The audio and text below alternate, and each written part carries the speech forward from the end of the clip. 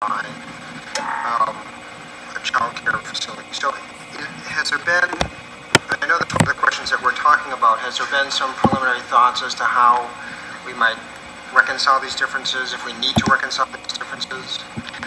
Well, I can't really address the first part of your question, but whether we need to is something we've thought about a lot. What exactly are the penalties? And that's why we're really hoping the federal government can participate, because the guidance they've given out sort of informally to people, and the Maine Children's Alliance had some documentation that was presented about LD-1689 where they didn't view the category of anyone else employed for compensation as including people who didn't have access to children, but that's not the way it's sort of written.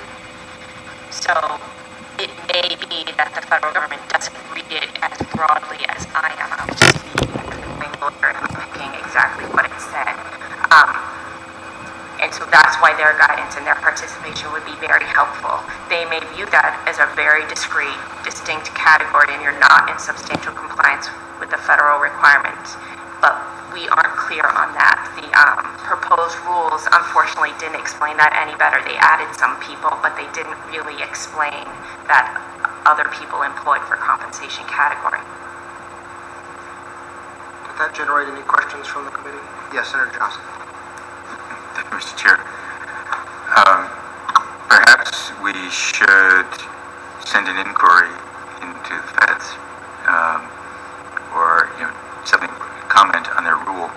I think what we would like clarity on is if we direct within our rulemaking or statute that a child care provider shall not leave plumber, postman, etc., who they may, someone they may compensate, in the case of a plumber, for instance, and who would fall under the description of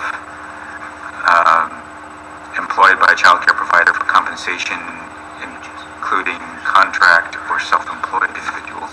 A plumber might fall under that. I'd be concerned that we obviously not have people who have access to the home have unsupervised access to the children unless they've been background checked. But I think we need a way for addressing that concern reasonably for providers. Can they wait 45 days and ask a plumber to have a background check done in order to fix a plumbing issue? Obviously they cannot. But I think if we were to bring certainty to their requirement placed upon them to not leave that person in the presence of children unsupervised, we then still have the question whether federal law would consider the proposed rules would consider that acceptable, because there's some uncertainty what's meant when they say including contract employees or self-employed.